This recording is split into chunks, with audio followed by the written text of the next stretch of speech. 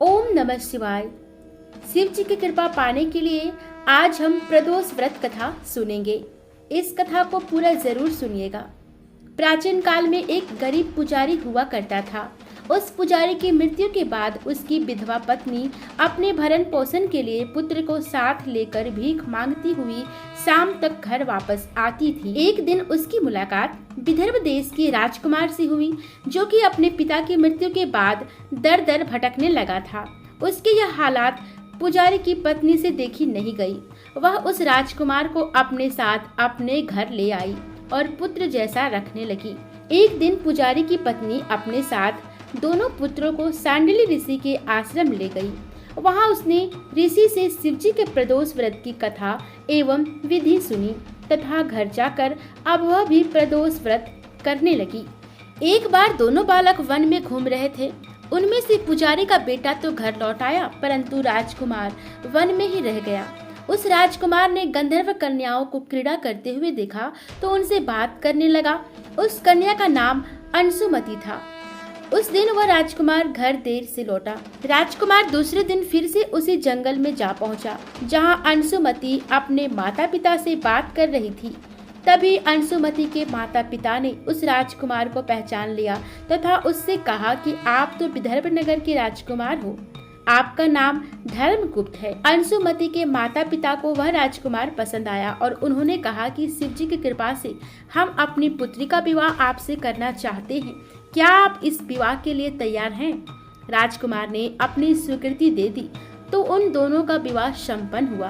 बाद में राजकुमार ने गंधर्व की विशाल सेना के साथ विदर्भ पर हमला किया और घमसान युद्ध कर विजय प्राप्त की तथा पत्नी के साथ राज्य करने लगा। वहां उस महल में वह पुजारी की पत्नी और पुत्र को आदर के साथ ले आया तथा साथ रखने लगा। पुजारी की पत्नी तथा पुत्र के सभी दुख व दरिद्रता दूर हो गई और वे सुख से अपना जीवन व्यतीत करने लगे। एक दिन अंशुमति ने राजकुमार से इन सभी बातों के पीछे का कारण और रहस्य पूछा।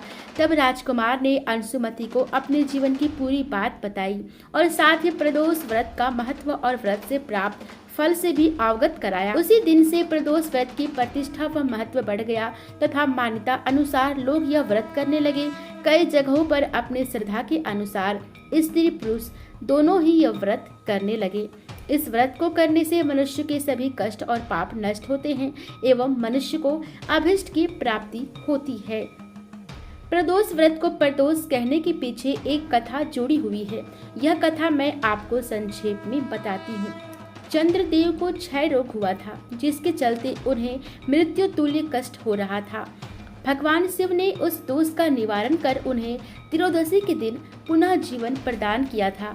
अतः इसलिए इस दिन को प्रदोष कहा जाने लगा। पद्म पुराण के एक कथा के अनुसार चंद्रदेव जब अपनी 27 पत्नियों में से सिर्फ एक रोहिणी से ही सबसे ज्यादा प्यार करते थे और बाकी 26 को उपेक्षित रखते थे, जिसके चलते उन्होंने मिलकर श्राप दिया था, जिसके चलते उन्हें कुष्ठ रोग हो गया था। ऐसे में अन्य देवताओं की सलाह पर उन्होंने शिवजी की आराधना की और जहां आराधना की वहां पर एक शिवलिंग स्थापित किया।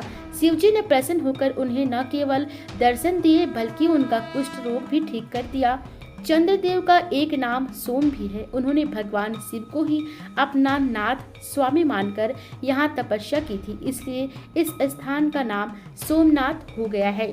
प्रदोष में क्या खाना चाहिए और क्या नहीं? तो दोस्तों, प्रदोष काल में उपवास में सिर्फ हरे मूंग का सेवन करना चाहिए, क्योंकि हरा मूंग पृथ्वी तत्व है और मंदाग्नि को शांत रखता है। प्रदोष व्रत में लाल मिर्च, अन्न, चावल और सादा नमक नहीं खाना चाहिए। हालांकि आप पूर्ण उपवास या फल आहार भी कर सकते हैं।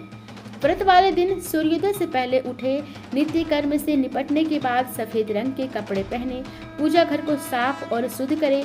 गाय के गोबर से लीप कर मंडप तैयार करें। इस मंडप के नीचे 5 अलग अलग रंगों का प्रयोग करें, रंगोली बनाएं। फिर उत्तर पूर्व दिशा की ओर मुख करके बैठे और शिवजी की पूजा करें। पूरे दिन किसी भी प्रकार का अन्न ग्रहण ना करें। इससे आपको सभी फलों की प्राप्ति होगी।